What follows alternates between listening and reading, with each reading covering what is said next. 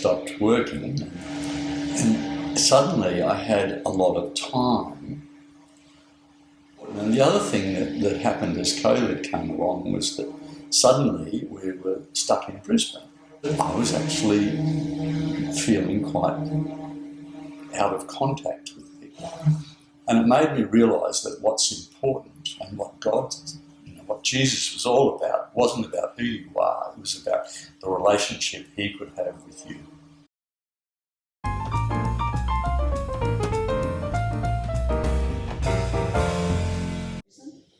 When I was 4 or 5, I was quite sick, which meant I dropped out of kindergarten, preschool, whatever it was called. And I ended up living in the kitchen because there were 4 of us and Mum was home, but she could keep an eye on me and I could have someone to be around while she was busy with the younger kids. A thing that strongly stuck in my mind from that time was every Sunday after the kids and the Mum and Dad came home from church, the Sunday school teacher I'd started with would drop in for a visit. Her name was Marjorie Walters. And that was so important to me in making me feel that Jesus was real, not just a story. And she gave me a little azalea bush. That bush was something that even 15 years later when I'd mow around it, it made me think of God's love for us. And it was quite a strong thing in my life.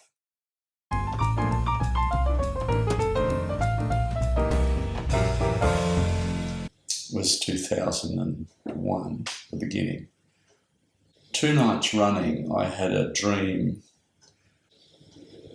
and this voice said to me, stop feeling sorry for yourself, go and see how the other half lives.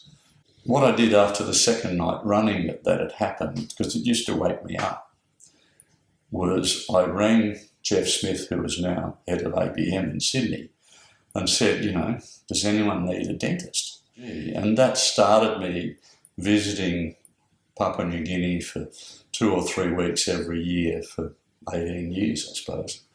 That was such a strong intervention, and thinking that I'd be going up there and giving things to people, it was actually the reverse. I got to go to places and meet people who have absolutely no stuff, but they have joy, often a very strong faith. They're internally grateful for simple things. And while you're trying to give them, out of our largesse, something, they're actually only happy if they can give you something in return. And so often it was incredibly humbling. It was one of the most incredible experiences of my life. And just how these people would never turn a stranger away. And it makes me sad that we're in a community where we turn people away regularly, probably not knowingly a lot of the time. We lose touch with who people are and we lose interest in finding out their story.